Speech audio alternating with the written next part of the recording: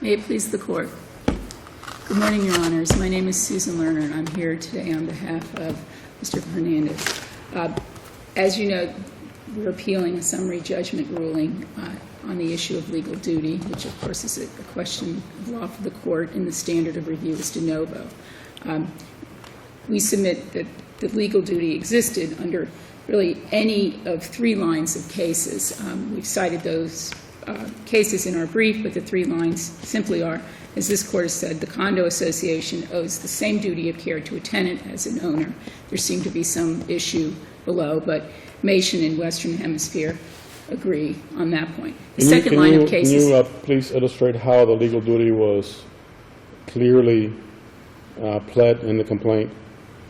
The third amended complaint, which is at 455, and again, it was not the model of clarity. However, on 460, paragraph 37, there's an allegation of common law duty common law duty of care. The issues as framed in the summary judgment pleadings and responses were clear that the counsel was arguing. What is the breach of care? What is the breach of care? What is the negligence? The negligence in this case was, and again, I'm just going to back up a little bit, but the negligence was the condo association had, under the Rousseau case from this Court and the Sanzier case and the Barwood from the Fourth, a duty because they controlled the premises. Yes, they had a duty to maintain the premises and the common area in a reasonably safe condition. How did they breach that duty? They breached it because they, as in those other cases, the dog cases, they were on notice that this was a problem tenant with a problem dog, and they were on notice that this was a problem dog? Yes, the allegations in that E-Banks had these dogs that were seriously a problem. They were running loose. That's all the evidence. No. This dog. Did they have any notice of this dog? Of a problem with this dog? There's no allegation that they didn't have notice of this particular dog. Is there any evidence they had any notice that this dog was bad? They had noticed that there was what they had notice of, Your Honor, is that this owner was running. Miss Lerner, did they have any notice? The answer is yes, Your Honor. That this dog had done something wrong in the past? That this owner did not control her dogs, which were in her possession. Her dogs. And she was probably, there was some suggestion that she might have been running a kennel. Let me ask you this. What if this dog was 59 pounds instead of 60? The dog, it's irrelevant. What? It would not be relevant to this case. What's relevant to this case is that these dogs were running off leash. I understand that, Miss Lerner. I'm asking you a hypothetical question, which you may have heard is fairly common in oral arguments in the appellate court. Now, how do you answer the hypothetical question of what if this dog was less than 60 pounds? If this dog were less than 60 pounds and were running off leash, which is against the rules and regulations. But the rules and regulations have nothing, almost, of the association of the defendant itself. Okay, running off leash. And the condo association knew, as has been alleged and demonstrated by the testimony. So that if it were the Pekingese owned by the plaintiff, your client, it would be the same, right?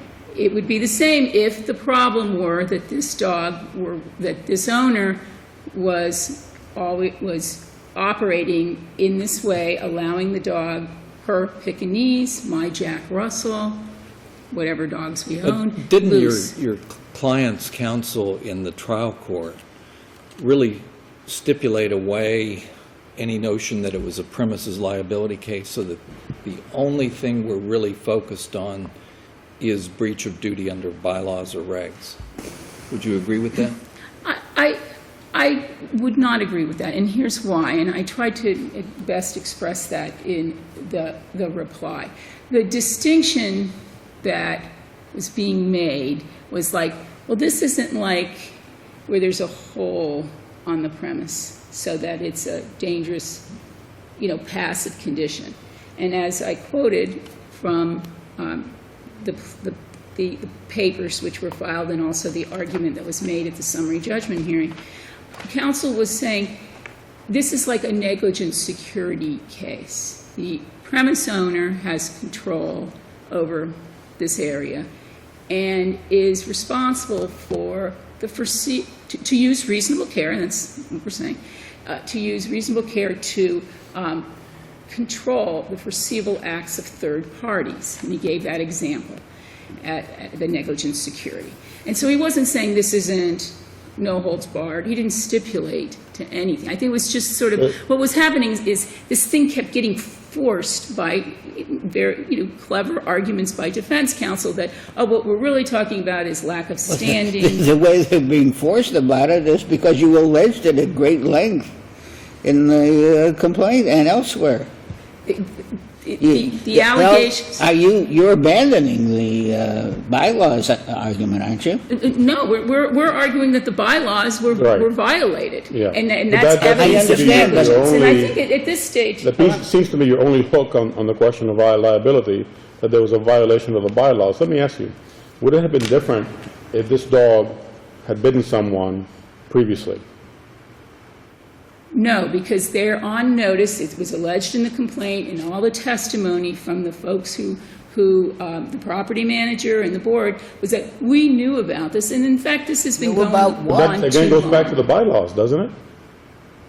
It goes back to a violation of the bylaws. It does, and there's They knew nothing about- wrong with that. I What think did they there's- know about? Excuse me, I'm sorry, Your Honor. But they know, did the dog ever run into anybody before or injure anybody before? They or had- attack a Pekingese before? They had complaints by other residents. That was in the record. And I think, the issue, respectfully, is that you had a trial judge who said no common law duty whatsoever. Record 5, page 929. Yes. And the question is well, that what's this... the difference whether he says there's no common law duty or there's no violation of the common law duty?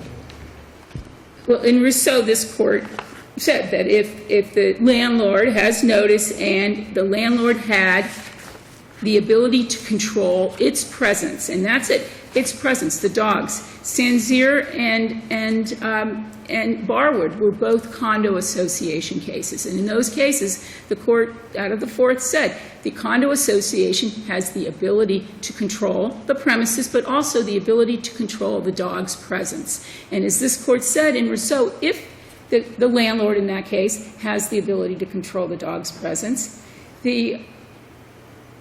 I'm trying to hear. I'm sorry. I can see you perfectly. I'm just ready. Well, good. I'd rather Well, be imperfect, I'd rather be heard than seen. Given that my eyes by have your gone honors. too. As you close out, I'm Yes. sure you'll be doing, So- wait a minute, I have a question. Okay, yes. I'd like you to just point out for me each paragraph that you believe supports the common law duty in this case, in the complaint. Which paragraphs? in the complaint. Right. You said 37 already. Is 33 or 34 one of them as well?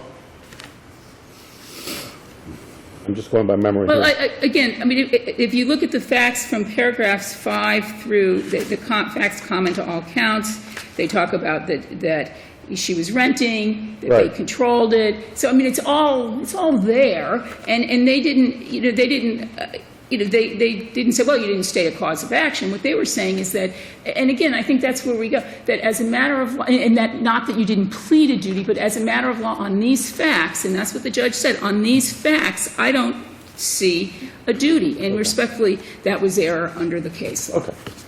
You'll have a couple of minutes for rebuttal.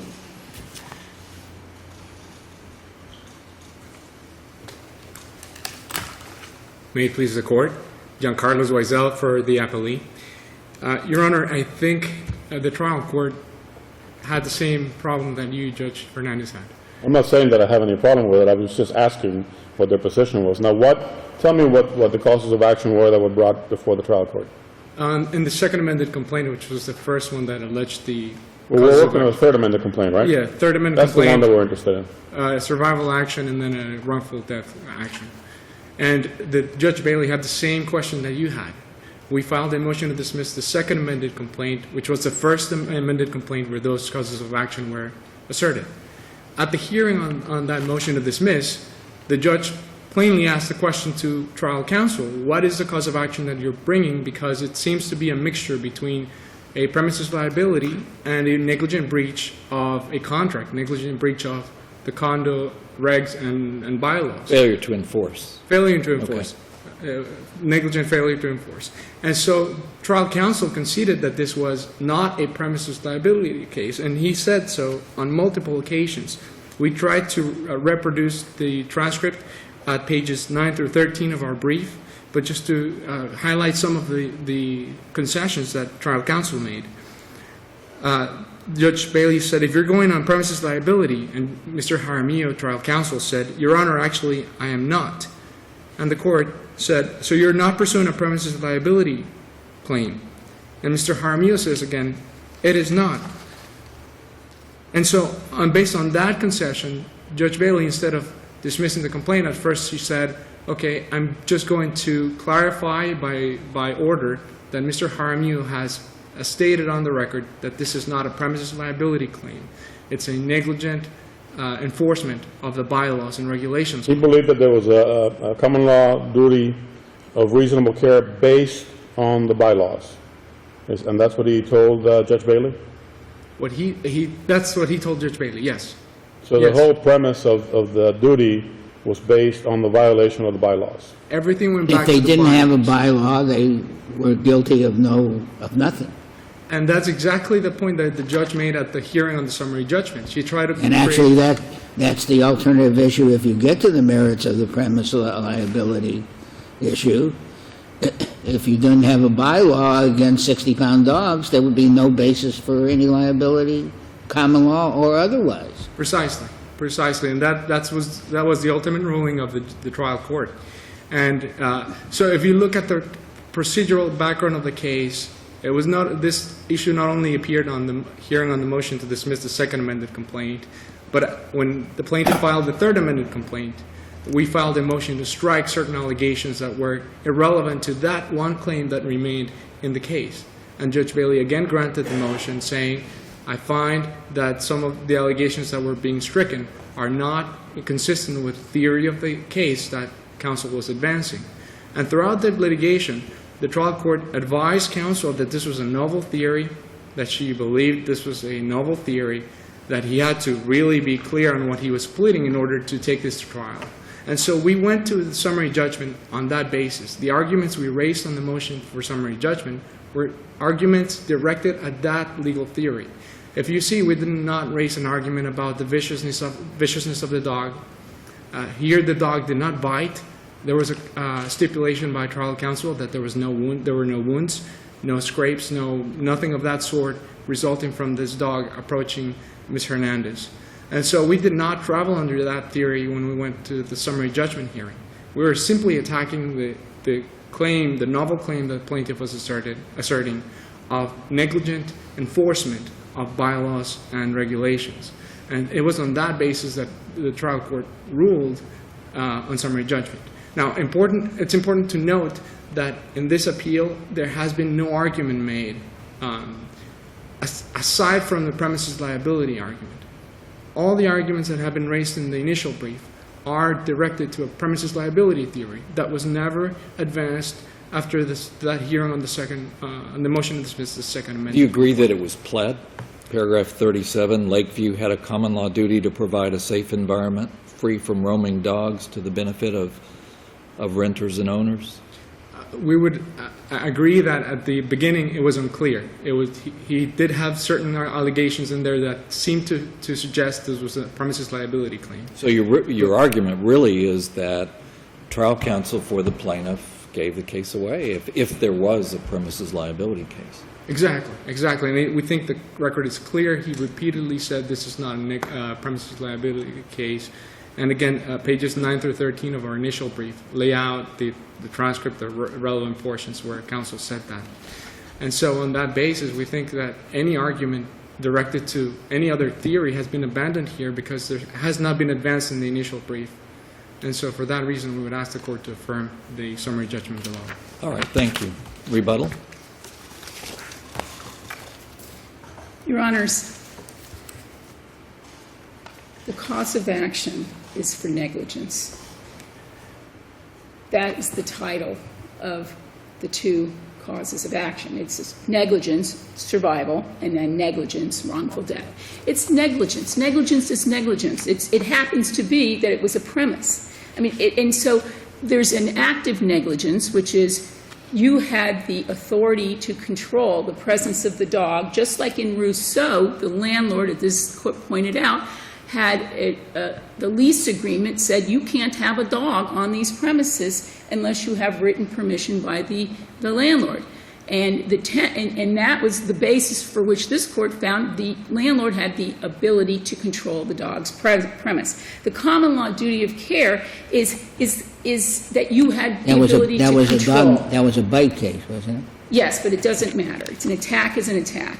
And the condo association had the ability to control the premises, or excuse me, the presence of the dog, because they could under their bylaws and their rules and regs So, and their in other requirements. words, and so frankly, you're saying, again, it's the same thing, the only basis, if they didn't have a bylaw for 60-pound dogs, and there would be no basis for any liability.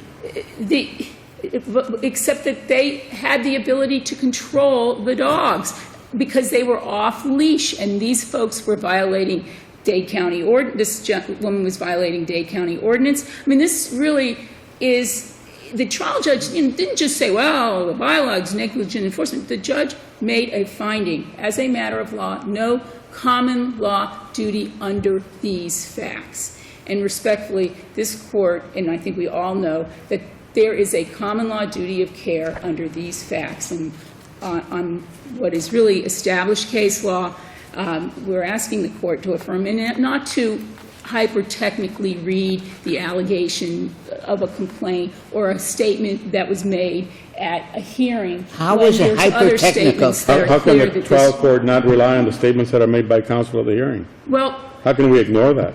Well, I'm not asking you to ignore it. What I'm asking is the court to open itself up to the other statements. If he's asked, is this a premises liability case, and he says no. This is a negligence case, and I think if he says this is not he says in a direct answer to a question, is this a premises liability case? He says no. How can he also, but it's I guess Ms. Lerner, you didn't do it. It's not a question, but no one did it. And I think in fairness to this client, if this court, I would ask you to look at records. Ms. Lerner, that's inappropriate. Of course we're fair to the client. I'm sorry? I'm sorry, I didn't. In fairness to the client? I'm saying in fairness to the client, I asked the court to please look at record 4771 and record 5926. And I've quoted those in the reply brief, and I'm asking the court to find that, as a matter of law, there was a legal duty and the case should be remanded for disposition on the merits. Thank you for your time. Thank you. Thank both of you.